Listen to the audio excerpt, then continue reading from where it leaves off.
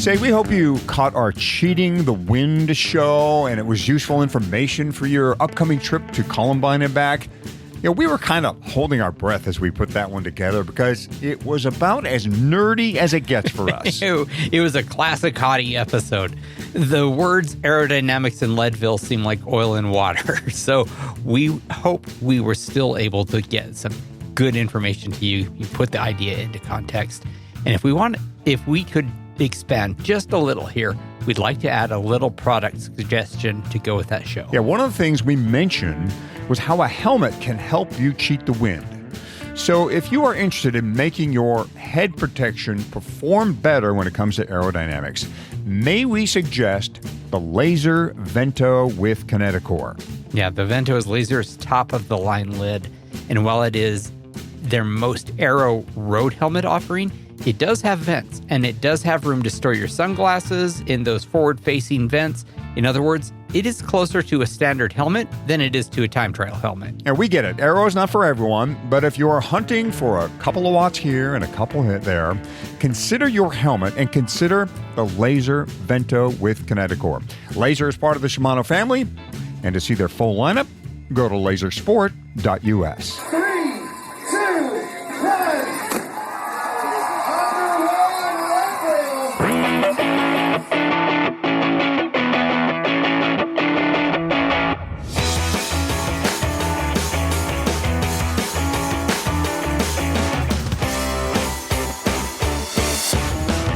Leadville, the podcast for the 100-mile mountain bike race presented by Shimano. It is Season 6, Episode 24 of the show that breaks down, builds up, gets you ready, and freaks you out for the highest, hardest one-day mountain bike race in the country. I am Michael Houghton, hottie to most. And I am Fatty. Leadville Frequently Asked Questions has been a critical part of this season and one of my favorite parts. And this episode is dedicated and all about LFAQs. Your questions and some of ours answered during more than 50 years of Leadville experience. 20-time finisher Nate Whitman is our special guest, and we'll be adding his thoughts to your questions. But first, Fatty, let's get an update on our annual listener ride, the week of Leadville. This has become a cool event on its own, and sounds like we have some details falling into place. Yes, they are. We have been holding off on announcing this until we were sure, frankly, that I would be up to it, but I am feeling great, and one of my favorite traditions of going to Leadville is talking and writing with our listeners. So here is the where and when. Like last year, we'll be gathering the Thursday before the race.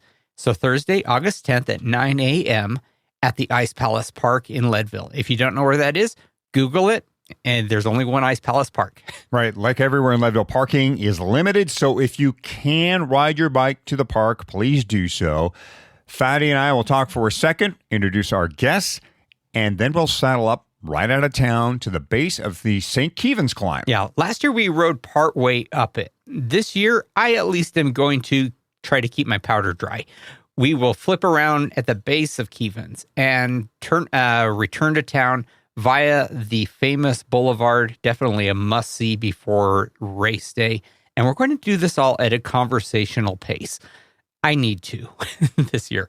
Once back at the park, I plan to hang out and talk with anyone who is willing to listen. And like last year, our friends at the feed have an awesome giveaway for people who sign up in advance. Don't worry, this won't cost you anything. Right. And it'll only take a second, and you will just go to a link that you have been hearing us say for literally, I think, 6 years now, like every episode since this show began. thefeed.com/Leadville. And there you'll fill out your name, email, and get this, your hoped for finish time. And that's where this gets good. Fatty, the first 100 people who sign up will have their own custom bottle waiting for them at this event, provided by the feed with their name and target time right on that bottle. Yep, that is accountability if there ever has been. But this is just for the first 100 people who register. And I would guess, Hottie, I mean, we didn't count. We're bad counters. But I would say last year about 300 people were there. So obviously it is not a great idea to wait to sign up, especially since it literally takes 2 minutes. So again, thefeed.com/Leadville. And again, here are some details on the ride itself. It's Thursday morning, August 10th at 9 a.m. We'll meet at the Ice Palace Park in Leadville, saddle up right out of town to the base of Keevans. We'll then flip around and return to town via the Boulevard climb at a conversational pace for Fatty's sake. Yes, let's do everything for me. Once you're back, the feed will be on hand with some thank yous for supporting the show, and we'll bring some cool stuff from DNA and other friends of the pod as well. So once again, mark your calendars, Thursday, August 10th, 9 a.m. Google Ice Palace Park, Leadville for the location, and go register now at thefeed.com/Leadville. And at the ride, Fatty, we will be wearing our DNA podcast kit, so we should be pretty easy to spot. Pretty sure I'm going with that black and orange kit. You know, I'm a San Francisco Giants fan, so that one fits my baseball fandom. The black and orange does. But who knows? Maybe I'll go casual and wear one of our DNA Leadville t-shirts. I've got one of those in black and orange, so I can keep that Giants theme going. Yeah, absolutely. I'm a big fan of black and orange as well. I might be wearing what I like to call the Arizona kit. It looks, it has sort of all the colors of the desert in it. I don't have a favorite baseball team, so my color choices are more open than yours. I might do the DNA Design Podcast kit that has the sound wave on it and comes in the blue and magenta tones. That one looks very cool. Yeah, hard to find a DNA kit that doesn't look great. As we've been pointing out here many times before, DNA's bread and butter is creating custom kits. We are too close to Leadville to get a new design done now, but here's an idea. Go to their store, grab a jersey and a pair of bibs, and get to know their fit and finish. Then, once you get Leadville behind you, start planning out your own custom kit. That's right, Huddy. We will be wearing our DNA custom kits at our listener ride and on race day. So if you'd like a closer look at DNA's work, just come say hi and then go to dnacycling.com and start working on your ideas. And be sure to tell them that the Leadville podcast sent you. What is a good strategy for staying ahead of the cutoff times? What do the experts say about sleeping effectively at altitude, and what do you each do? For Leadville, hardtail or full suspension? Yeah, good question. All right, this is it, our LFAQ Super Show. No fooling around here, Fatty. We are piling on the questions and bringing in help to answer them. Yeah, this is going to be fun. Waiting in the wings is a friend of the podcast, Nate Whitman, who we once called the fastest Leadville racer you've never heard of. Hopefully, you now know the name Nate Whitman and are familiar with some of his Leadville accomplishments. Last summer in 2022, Nate completed his 20th finish and earned his 2,000-mile Leadville buckle. He is a 3-time top 10 overall finisher at Leadville with 3 sub-7-hour finishes, including a personal best of 6:51.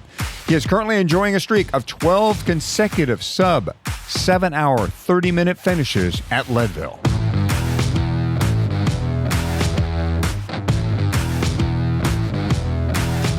Okay, we want to welcome back to the show. I think this is the third time I know it's the third time. Nate Whitman has been on the Leadville Trail 100 podcast. So, Nate, we'll give you your 3-timers buckler sometime soon. Fatty's busy stamping those out right now to all the guests we've had on multiple times. You're a 3-time buckler with the Leadville Trail 100 mountain bike podcast. Thanks for joining us for this kind of special LFAQ edition. And we're going to ask Nate some questions. Like, first of all, Nate, as I said in the little run-up to the interview here, you have 13 consecutive sub-7.5-hour times at Leadville. That is amazing. The question is, you have a dozen of them. Let me correct that. You have a dozen of them. Do you have a 13th in you? You put me on the spot straight out of the gate here, Hadi.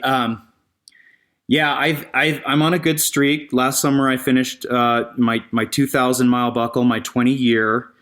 That 12-year streak, I guess, goes back to, I'm going to say, I think that makes it like 2010 when you take out the COVID year. So do I have another one? I would normally say yes, hell yes, no questions asked, no doubt about it. I'm up against it with an unexpected injury that I endured here in the last couple weeks, honestly. So the entire race for me here, Leadville 2023, if I'm being honest, is a bit in question. So I think taking the start line and getting a finish is my first priority. and then trying to see if I can finish reasonably quickly as I've been able to do in prior years is kind of goal number 2. But getting old here, I guess by definition, if I've done 20 Leadvilles, I got to be pretty old. I'm getting there, and I tweaked my bicep tendon, if you can believe it, doing nothing more than lifting my featherweight carbon fiber Specialized race bike out of the back of a buddy's pickup truck for a casual Thursday night training ride actually here in Leadville. And, some days just aren't your days. And that day was not my day. And I don't know what I did, if it was the weight, the angle, the leverage, the height of the back of this pickup truck. But I ruptured my bicep tendon. And fortunately, I had the good sense, getting older here, wisdom to not take it lightly and get it checked out by an incredible doctor and surgeon who also happens to be a really fast, studly older bike racer here in the mountains. And we did the testing, we did the MRI, and determined that it was ruptured, and I had to have surgery just a couple weeks back. So conventional wisdom says this recovery is, potentially as much as a handful of months. We're going to wisely and smartly, without taking any ridiculous risks, we're going to see how quickly we can recover and see if it's possible to take that start on that second Saturday in August. Fatty, you're not the only one. You have company now and trying to get to that start line after surgery and such. We can just sort of limp it in. It'll be like the old days, Nate. You and I can just sort of ride toward the back half of the race, talking about how someday we're going to be fast guys. Yeah, look, it's bizarre. I got to tell you, I'm actually very, very motivated. Kind of sometimes you need an adversary to kind of find that fire. And I'm super motivated. I've been able to do big, long, hard rides on the stationary trainer. My arm right now is still in sort of like a semi-rigid wrap mechanism, and it feels strong, and it literally feels like it just wants to bust out and start doing things and being active. So I'm resisting that temptation, but fingers crossed. I'd love to be able to get on the line and start the race and have a finish and keep that streak and continue my finishes going. I can't say anything for the speed, but the injury is one that even between the day I injured it and the day that I had the surgery, I was able to ride and do some pretty good rides, including several rides out on the course. I rode down the power line at least twice. I did a big, nice loop that I'd never done, kind of between Keystone and Breckenridge, with some pretty fun, swoopy technical single track. So I've got my fingers crossed, but I'll also be smart and wise about it. There's many years ahead of me. Now, you have been on this course for, obviously 20 plus years, and we'll talk about this maybe a little bit later, but you actually, at least part-time, live there now. So you know and love this course like no one else. You think a lot about racing this, and you're starting to get close to 50 years old, like a lot of the racers here.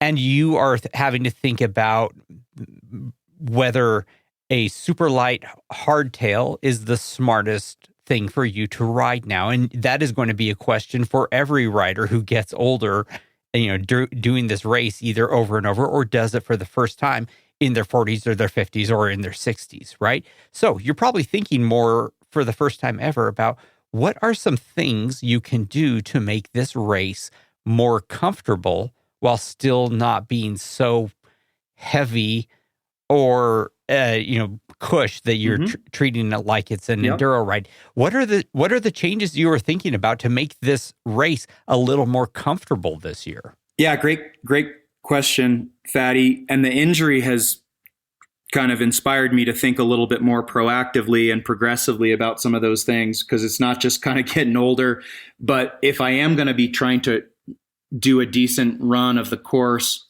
with a slightly compromised left, arm, I've thought about what modifications I might make, and they're all the same. And I think one would certainly be moving off of my hardtail, which is what I've raced pretty much, every year, onto a full suspension setup. I follow the podcast and listen to all your episodes religiously. I've heard you talk a lot about dropper posts and the, advantages and the prevalence and the different models. I think a dropper post could be a great option as well. Just, something to kind of keep the descents and the rugged descents a little bit safer, a little bit more comfortable, and a little bit more in control. So I will definitely, with this, this arm injury to my left arm, I'll definitely be thinking about some of those modifications. But just generally speaking, in terms of kind of being, more of a masters racer and getting a little bit older, those are the same considerations. Wider tires. They're the same things that everybody's looking at. If you thought about what was the equipment like in, 2009, 10, 11 versus what is it like now, you're going to have, wider rims, wider tires. You're going to probably be more inclined to think about a full suspension. You're definitely going to be thinking about a dropper post. It's all those same things. I've done Leadville on a 26-inch hardtail back in the day. I've done it many years, including some nice fast finishes. I think my fastest time on a 26-inch full suspension was like a 7:05 going back more than a decade. And then somewhere in that kind of 11, 12 time frame, I switched over to a 29er carbon hardtail, and that's been my choice every year since. And I'll admit, the more time I spend on the course training and pre-riding, I always test out my full suspension. I sort of try to talk myself into it, and I think about where am I gaining, where am I losing, where am I more comfortable, and one way or another, I've always come back within the last 2 weeks or so up to the race and landed on that same 29er hardtail. And obviously, like if you follow the winners, Keegan Swenson did a killer ride on a 29-inch hardtail setup that's pretty similar to what I would race last year. With that said, people always ask me the course change over the years? Has it gotten harder? Has it gotten easier? I got two parts to that answer. I mean, one, it's still the same, 103.4 now, 105.1, whatever it tallies out to. It's still the same mileage, the same roads and trails, the same elevation, the same weather. It's the same race. But if you get down into the real nitty gritty, down in the weeds, I do feel like over the years, certain sections of the course have changed, sometimes for, in a way that maybe makes them easier. Certain road gets graded, or, they come through with, road making machinery, or, in some cases, I feel like just kind of the trickle of time and erosion and snow runoff and Jeeps and things like that make sections, a little bit burlier. I mean, the climb up, I guess it would be Sugarloaf, right?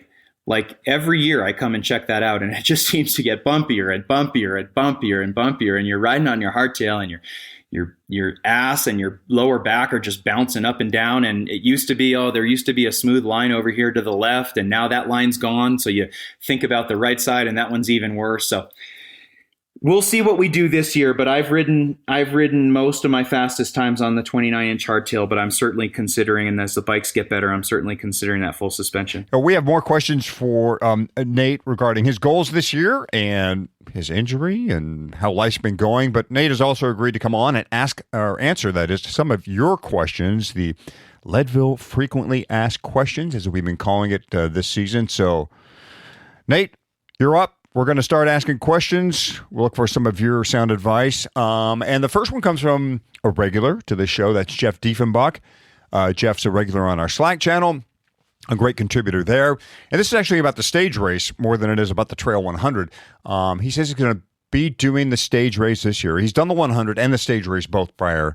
And he's wondering about recovery strategies. He's looking at a 4-ish hour day for day 1, 3 for day 2, another 4 hours in the saddle on day 3. So he's wondering about what are some good recovery strategies in between, stages 1 and 2 and 2 to 3. And mostly he's thinking about nutrition here because obviously he has family obligations. He's going to be on his feet maybe more than a pro racer would do. So there's some stuff he's just got to do. But is there anything else that Jeff can do to kind of speed up that recovery, especially when you're considering a stage race? Great set of questions. I've actually never done the Leadville stage race. I've always thought it would be a real awesome experience. But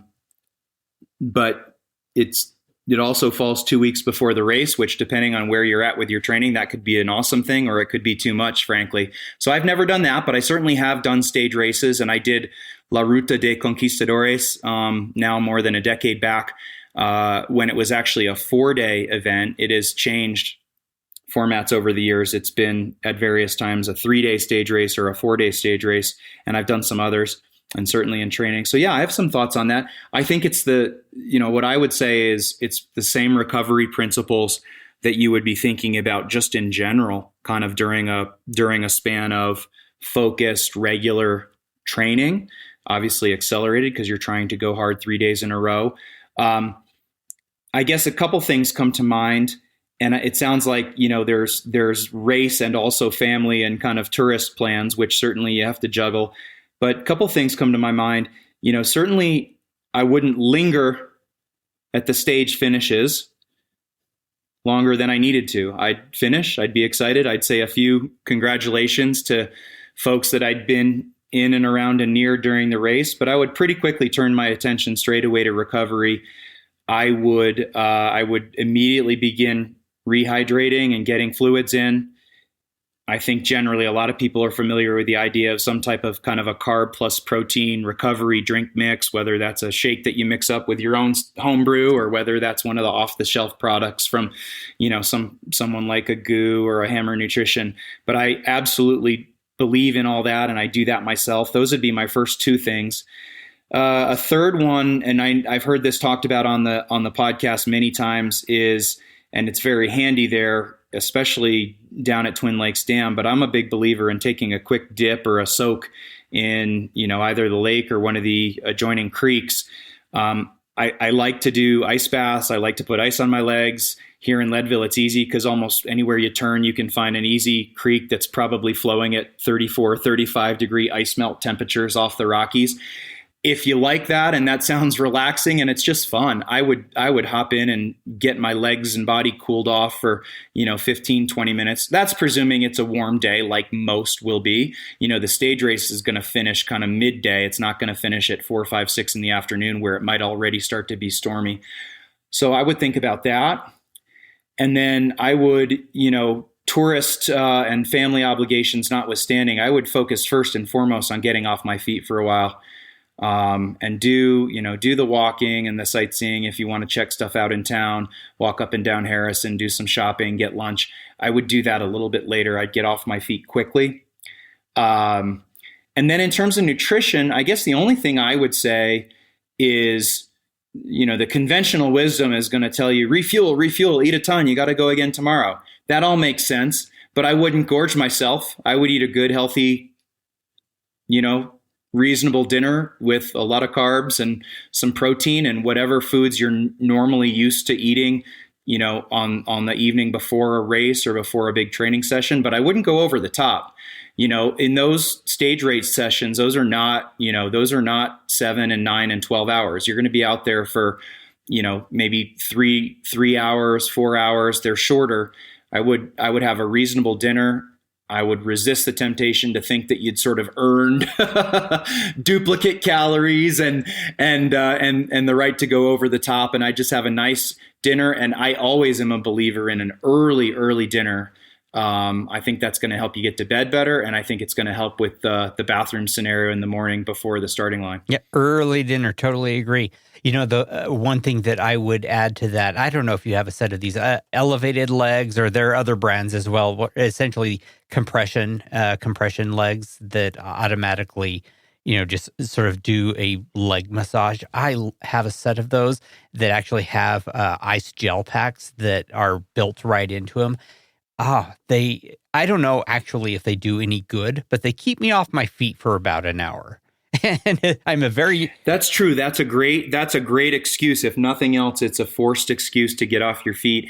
I've tried those here and there over the years. I have to admit, I don't have a set or use them regularly, but I have several, pretty fast studly buddies who swear by them, and you might get a massage. I mean, look, I don't know, again, I don't recommend doing anything that you're not used to in regular practice, But if getting a quick sports massage is something that you've done and enjoy, you could look to set that up here in town ahead of time. You could call around and find out if there's different massage therapists, which usually if you dig hard enough, you'll find somebody. You could set that up maybe in the afternoon. I would recommend prior to dinner.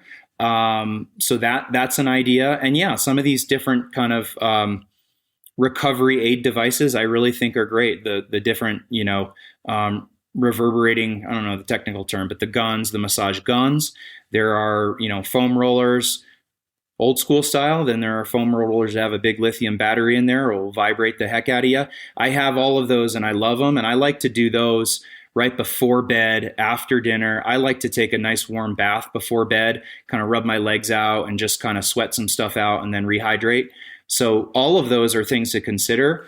But I would, as always, and I think it's pretty regularly repeated on this show, I would resist the temptation to do things that are new and different that you've never tried, because you just never, ever know. A lot of people respond amazingly to a sports massage, but for some people, it might really bother them, maybe leave them sore in a way that they're not used to. So, that's about all I got on that. I'm with Nate, and I think Fatty too. My favorite recovery tool are my swim trunks. Whether I'm racing or not, I go to Turquoise Lake and I get in that baby. I love it there. Now, look, ice is a tricky thing, right? Because the science says in training, ice can blunt the adaptations. But we're not in training anymore. It's time to recover. It's time to control inflammation. And cold therapy is certainly one way to do that. And if nothing else, it is just super refreshing to get into that alpine water and come alive, at least for a few minutes. So swim trunks are my big tip for recovery in Leadville. Whether or not you're racing, just get in the lake, swim. Okay, John Walters sent a direct message to Fatty. Must be nice. If you have Fatty's number, you just hit him up. He'll answer a question here on the Leadville Trail 100 Mountain Bike Podcast. He's asking about clothing, says he's planning to start the race with summer clothes, shorts, jersey, and full finger gloves. He asks, is adding arm warmers enough at the start, or will he still freeze for an hour? All right, guys, clothing. This is a tricky one. I'll take this one first, and then I'll let Nate correct me. So, what he is talking about, what John's talking about, is very similar to what I'm doing. I will always have a rain jacket nearby at the starting line just in case the clouds roll in. And I always start, up until the 5 minutes before the race begins, wearing a cheap set of sweats, something I can throw away like a thrift store coat while I'm at the starting line. But it has been a very long time since I've started the day wearing a jacket of any kind. That would feel nice up until about the 100th yard up Kevens. And at that point, I want to get rid of it. And there's a million people all around me. The trail's gotten narrow and it's gotten steep. And it would be hard to shed a jacket. So I put up with the cold for the first 15 minutes of the race. That's essentially my style. Shorts, arm warmers, short sleeves, long finger jacket. By the way, unsolicited plug here. I have really been liking the Specialized BG Grail gloves. They have very minimal padding, full fingers, but very light. I like them a lot. Fatty, I don't have anything too much to contradict on that. I think that's good advice.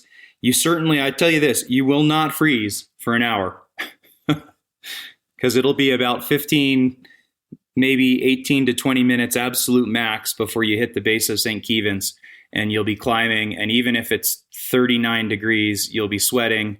Your glasses will be fogging, and you'll be thinking that you wish you could shed some of those layers, and you will have no good way to do so other than literally to pull off to the side of the trail, well off, so that you don't get another rider's way and start shedding it, and then you won't have anywhere to put it. So I think overall that's a good game plan, and that mirrors pretty much what I've done.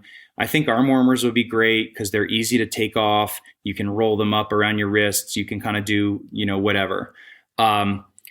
Beyond that, again, like Fatty said, I haven't worn a jacket or even a wind vest or something like that in, God know how many years, because the few times I did it, I quickly learned probably not the way to go. If you are out in the starting corrals at 6 and Harrison for a long time in the morning, kind of standing around, you will get cold. I mean, on race morning, it'll either be cold or it'll be really cold. That's pretty much a guarantee. I mean, I would say, between in a really cold year, 36, 38 degrees, and in a warmer year, maybe, 40 to 45 degrees, but you can bet on it that it'll be in that range. So if for whatever reason, holding your position, getting where you want to be in the corral, you think you're going to be out there for, 20, 30, 40 minutes standing around, it's nice to have some layers that you can hand off to a friend or a family member, or, Eldon had a great tip. I mean, go to the thrift store. There's several thrift stores in Leadville. Go and buy a jacket for $9 and just, politely drop it over the fencing before the gun goes. So I think staying warm at the start line is one question, but what you're going to ride as you roll out for the first 15 minutes towards St. Kevin is the different question. And I think arm warmers are great. I will say I've done several years where I did wear, I guess they'd be called knee warmers, like not full length, but slide on, slide off, knee warmers kind of down to the top of my calf. And hard to say, advantage, disadvantage. There will come a point in the day where you want to get them off.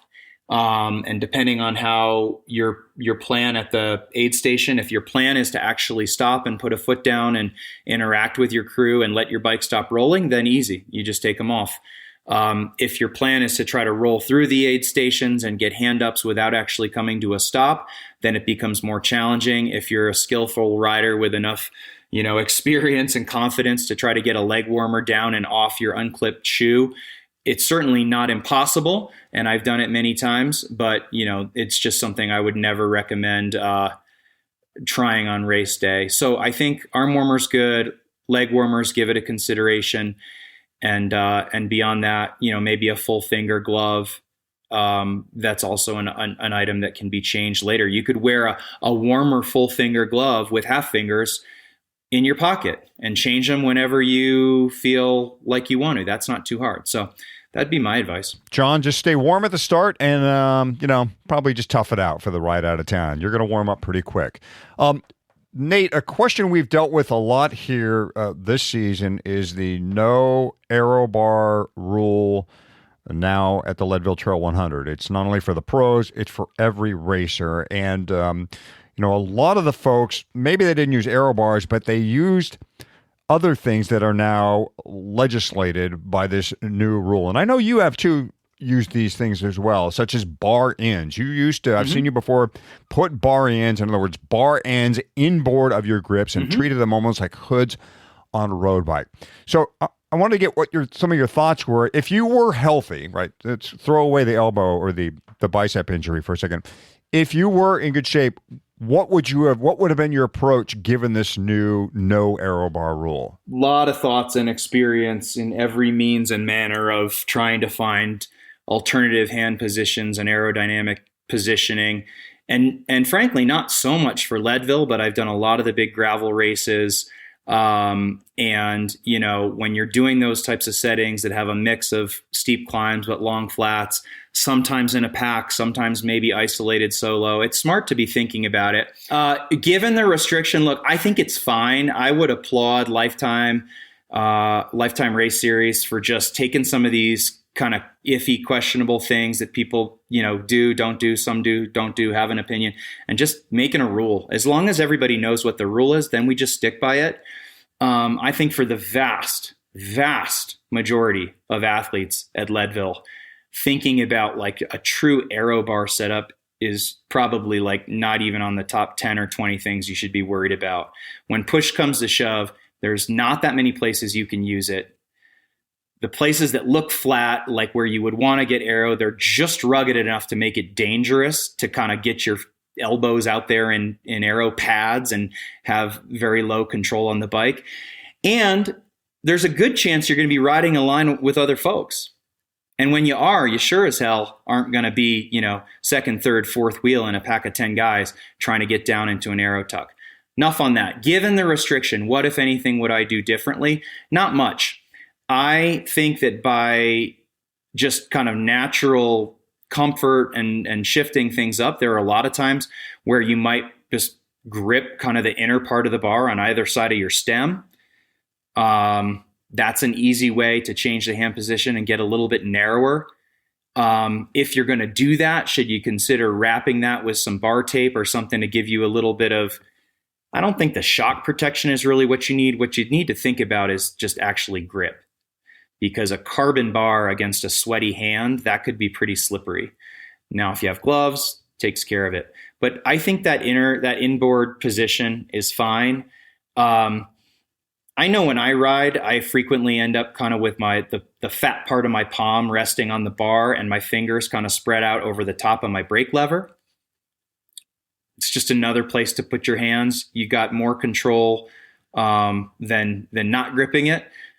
But that's about it. And I'll tell you guys, I listened to the full podcast about getting aero at Leadville, and like, it's a lot of smart thinking and a lot of great stuff in theory. But I think, again, for like 90+% of the athletes who show up, a lot of those considerations are like secondary and tertiary to more basic things. Yeah. Oh, and then we try to make that clear too, going into those interviews, that this is down the list of things you should be thinking about. However, though, Nate, I would imagine you are a guy who thinks about the wind on the Leadville course and what direction it's coming from and what you need, how you need to react. Am I right on that? Sure. Yeah. And that's aerodynamics right there. I mean, that is thinking aero. Absolutely. And it is a thing. It is a thing. I think most years it's like relatively predictable. Although I will say that the experience of like a 7 or 8 hour racer is going to be different than that of a 12-hour racer, because you're going through different sections of the course at different times. But the places where the wind, becomes a factor is kind of after the bottom of the power line and making your way over to Twin Lakes Dam. And really, in even within that stretch, it's the stretch between the bottom of the power line and like the pipeline aid station where the wind can be really strong. And a lot of times in the morning, it's strong in your favor. So you come off the power line and you might be in a group of, 10, 20 riders, and everybody's feeling great because you've got a group to work with. It's still early in the morning. It's not hot, but it's no longer cold. And a lot of times there's a really nice tailwind flipping through there that's going to kind of make you feel like $1 million. But frequently by the end of the day, that wind will be a lot in the same direction and kind of make that section pretty miserable. But in terms of how I approach it, I mean, I've definitely changed my gear a little bit over the years. I do wear like a more aerodynamic helmet. I think about my clothing, just from the standpoint of, obviously, you don't want stuff flapping around and being baggy. It's just going to cost you time, and it's not even going to be comfortable. But, those are kind of the main things I think about. And then I guess, like all things with Leadville, if you sort of can talk yourself and coach yourself up to know a little bit more of what to expect, then when it hits you, it's not potentially so demoralizing. So if you sort of know there's potential in that backstretch to have a really bad headwind, at least when you get there, it's not like it's a surprise. So, for me, just kind of knowing almost every year that I can think of, the section between the pipeline aid station and the base of the power line is pretty rough with headwinds and crosswinds too. Yep, 100%. And being prepared and expecting that head-to-head crosswind during that segment, which is not very long but does feel like forever, is a great way to keep it from demoralizing you. It's like, yep, here it is. I expected this. The wind is my companion. Yep. And knowing that it's coming. And one other thing, and it's so basic that I think a lot of us would forget it, but just be safe in that section. Because if you end up in that section, fortunate enough to have some company, you'd love to have, 6 or 8 riders versus you're stranded and isolated in no man's land. But when you do that, just like you see in the Tour de France with these echelons, you're going to naturally form kind of a diagonal across the lane. And that's an open road. And you start messing around, you're tired, you're fatigued, your head is bobbing, you're less focused, and maybe you're taking a diagonal to try to stretch yourself out and get in somebody's draft. And you kind of forget that, like, this is a community, this is a town. There's a whole set of life events and normal people going about their daily business with little or no, consideration, or even in some cases knowledge that there's this crazy bike race going on, and you'll get in there and guarantee, you count it, you'll see 5, 10, 15 cars go by you in that paved stretch. And I've seen some kind of close calls where guys are really stretching it out over the yellow line, trying to catch that last little bit of draft off somebody's shoulder on the diagonal, and in comes a farm truck, and you don't want to mess around with that. So keep your wits about you. That goes for everywhere on the course, frankly. But the sections that are open, paved roads, particularly good, just to remember that there's a whole world going on here that has nothing to do with the race. Hey, one thing you'll notice if you go to a custom builder bike show is how many of them use NV components, especially that NV fork. Yeah, in fact, every year NV hosts a small builder show. It is a great showcase of unique bikes from small bike companies. I've been before. Boy, the amount of drool I created. Obviously, that show is also a great spot to get to know how NV can complete a handcrafted bicycle. But you go to any of the other custom builder events, you are going to see a lot of NV forks, bars, seat posts, and stems. Yeah, NV is a big supporter of the work by small builders, and vice versa. Those builders, since they are about attention to detail and craft, respect what is coming out of NV. I have an independent fabrication steel frame road bike, and it has an NV fork on it, as does my hardtail steel mountain bike. Yeah, we know 99.9% of you will be running a suspension fork at Leadville. But if your other bikes are in need of a rigid fork or drop bars or other custom parts, remember NV. You can find all the ways to round out your custom build at nv.com, enve.com. Back to our LFAQs with 20-time Leadville finisher Nate Whitman, and we get into what can go wrong and what you should carry when it comes to trailside repairs. Okay, a lot of folks getting ready to travel to Leadville, which prompted this question from Tony Dultz on our Slack channel. He said, how do you guys handle either flying with or without CO2 cartridges when shipping or traveling with your bike? Do you just buy one on the other side and toss it if not used?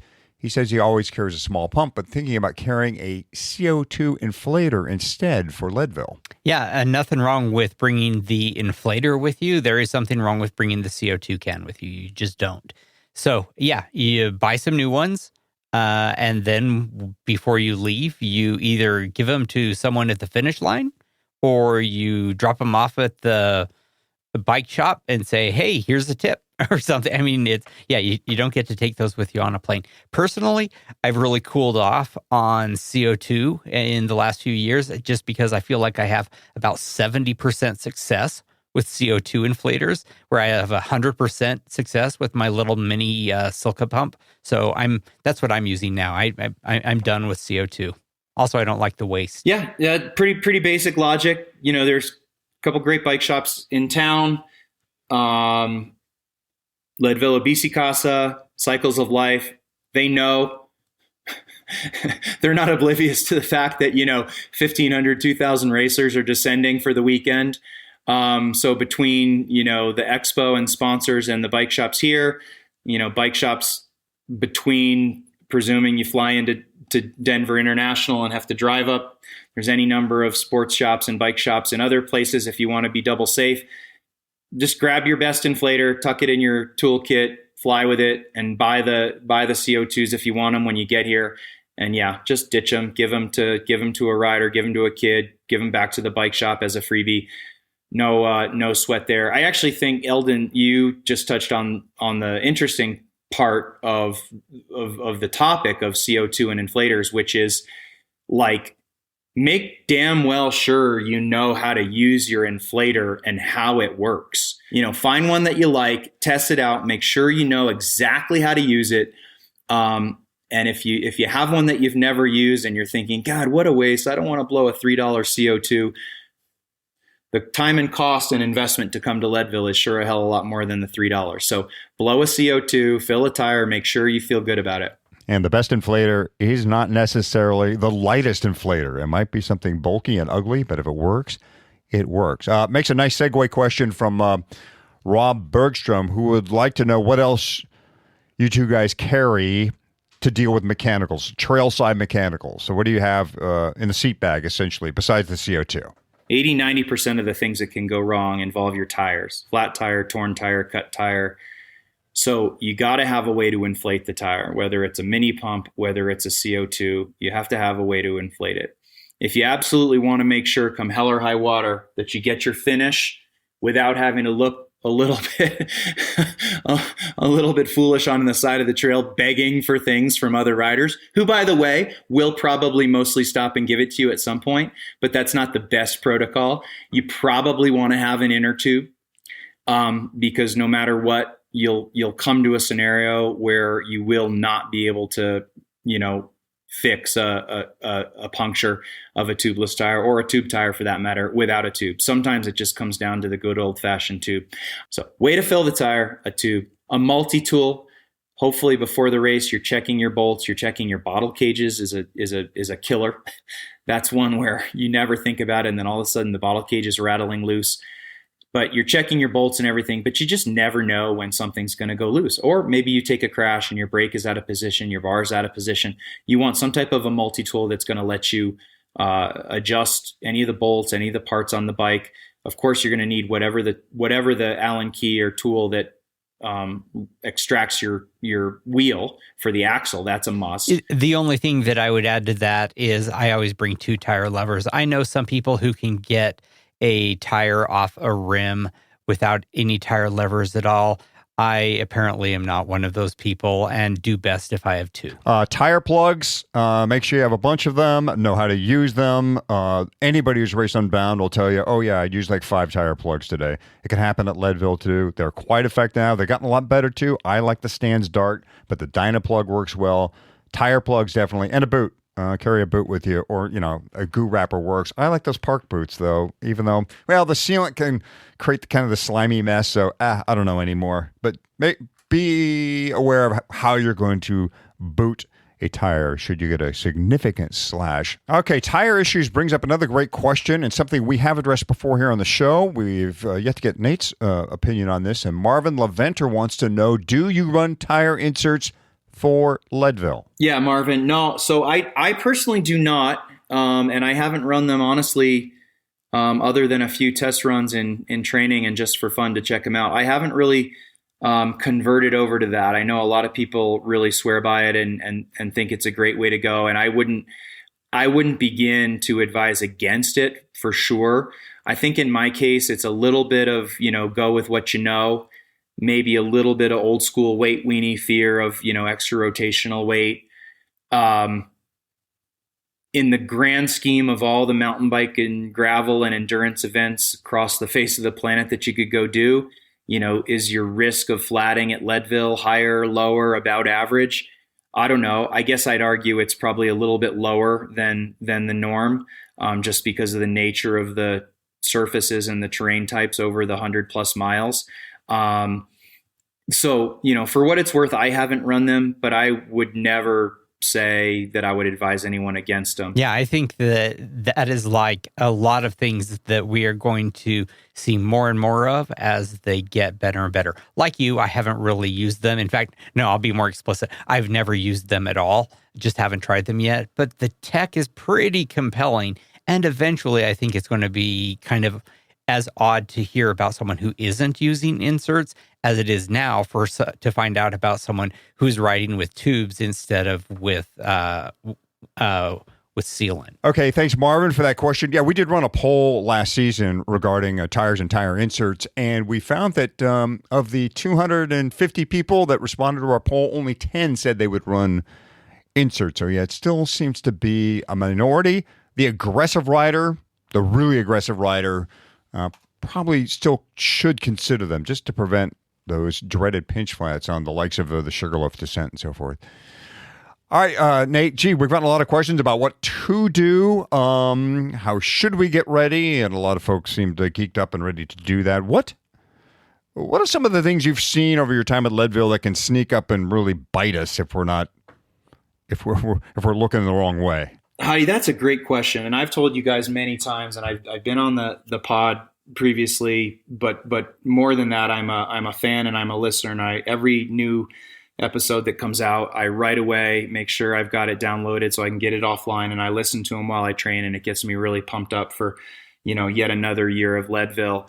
And as I listen to the episodes, the topics and the advice is really specific, and people are clearly focused on, the nitty gritty details down to the every last little, millimeter and PSI. They're going to know what their tire pressure is. They're going to know their hand positioning. They're going to know exactly how many grams of carbohydrate they should be taking in per hour, their wattage up a 1 hour climb. And I think that type of preparation is amazing, and it can certainly help you have an amazing day. And like when you watch on TV, if you've been watching the tour, sometimes you'll hear the commentators say something like, this section's tricky because you sure as heck can't win the race in here, but you could easily lose the day. And I think there's a fair amount of that can be applied and is relatable and translatable to Leadville and any big endurance event as well, but particularly Leadville.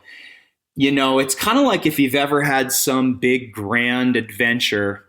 I think about, like a killer road trip back in the day when I was a young buck in my 20s and I was going to drive from LA to, Sedona or Moab, and you've got your bike rack and you've got the playlist all figured out and you've got everybody's luggage packed so it fits in exactly in. And then you drive, like 50 miles and, your left tire is worn and goes flat. And all the joy and buzz of like this killer trip just goes out the window. Or a backpacking trip, you're going to hike, Kings Canyon in Northern California, been to REI, you've got your backpack and all that. And you get like 2 miles into the trail and you realize you didn't know how your hydration bladder works, and it's leaked 3 liters of water all over the inside of your pack. Like there's stuff like that can and does happen at Leadville. And you guys know, just like I do, some of the examples, but I can think of a few. I know of a pro triathlete who came to Leadville with the proverbial and misconstrued wisdom that it's not that technical. And within the first 30 miles of the day, went over the bars, broke his collarbone, and his year of training and his day was over.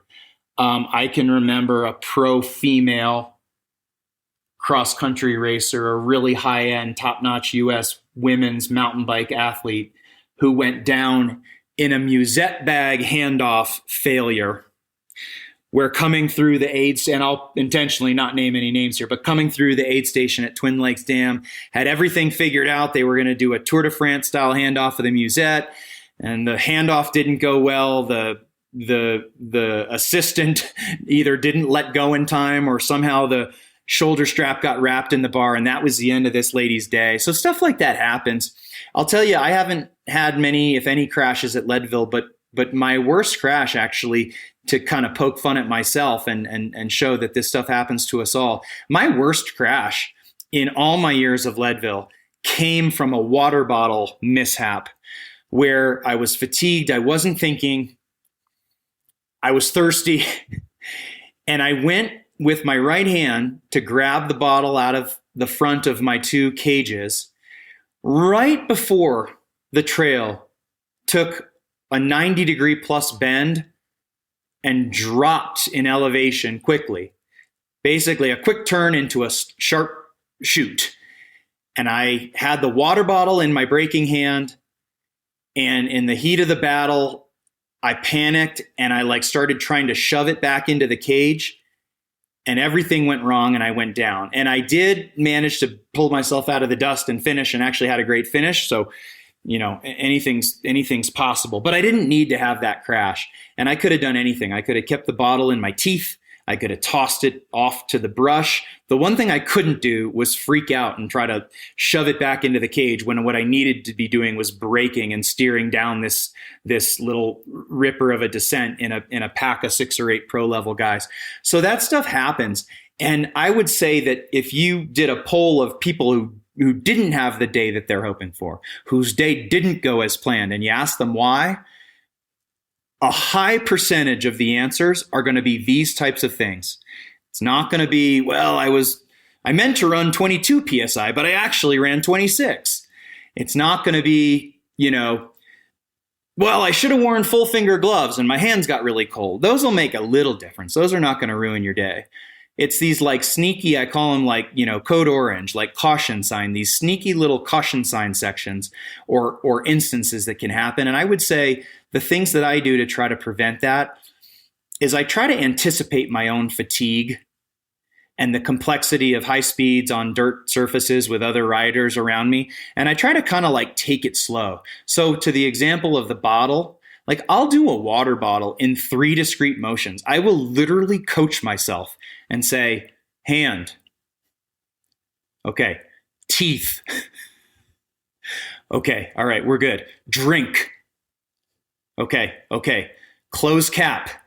Okay. Okay. Back in the cage. All right.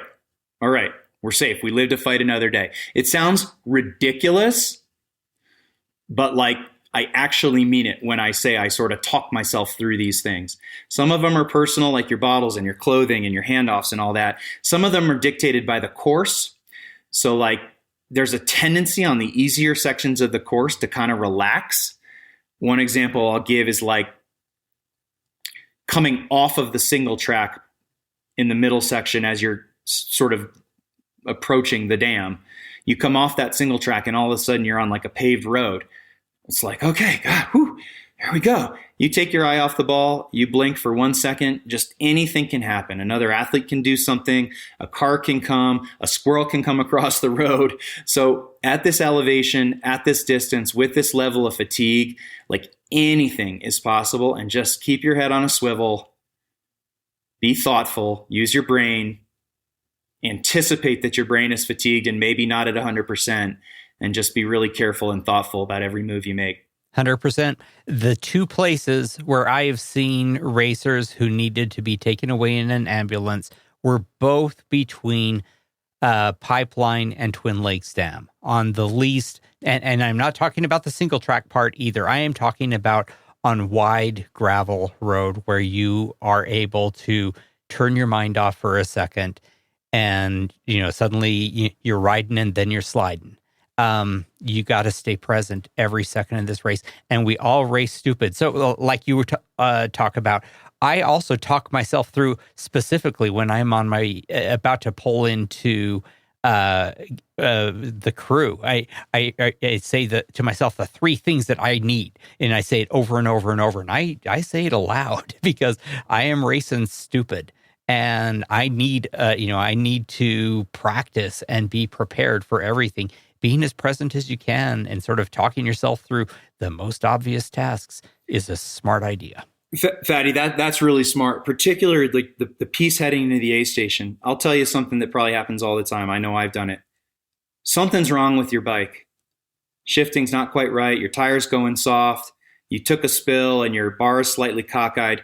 You will literally spend an hour or more riding and thinking to yourself, when I get to the aid station, I can't wait to fix this situation with my cockeyed bar. And then something happens and you get into Twin Lakes Dam or wherever that, where there's lots of people, there's tents, there's cowbells, there's announcers, there's dogs running. You want to get your bottles, you want to get your pack, you want to say hi to your wife, your kids. And all of a sudden, even though you've been thinking about nothing else for an hour or 90 minutes, off you go. You don't fix the problem. And then you're so damn stubborn that you get 3 or 4 minutes up the trail and you still don't fix it because you don't want to take the time. So, these are just all little anecdotes, but, all the preparation in the world is awesome, but it's the trickiest little nits and gnats and little gremlins that'll, little potholes that'll get you in this event. So be ready for it and think it through. And I think the best way is, listening to advice like this and then just keeping your head cool and talking yourself through it and saying, what do I need? I can take a pause. I'm okay to chill for 5 seconds to think this through. Do I have what I need? So yeah, we're guilty of it on this show, Nate. We'd love to get in the weeds and really find every little nook and cranny where there might be a game. But ultimately, as Nate's saying right there, it's the basic bike riding crap that's going to win your day or maybe ruin your day. And you really got to pay attention just to the bike riding, mountain biking 101 stuff. I mean, that stuff is, it's not as sexy as aerodynamics, but it's the stuff you're going to have to lean on. Well, Nate Whitman, as always, it's been a pleasure having you on. We'll get your 3-time appearance buckle stamped up just as soon as we can. We wish you a speedy recovery. We really hope to see you on the start line. If not, yeah, you've got a place with me at Twin Lakes Alternate hanging out or whatever. So, again, Nate, thanks for being on the show. Absolutely. Hottie, Fatty, love you guys. I really appreciate the invite, and I'm honored to be invited back, and I hope you guys will have me back again in the future, and fingers crossed that I will in fact be able to go get that lucky number 21 belt buckle here in just about 4 or 5 weeks.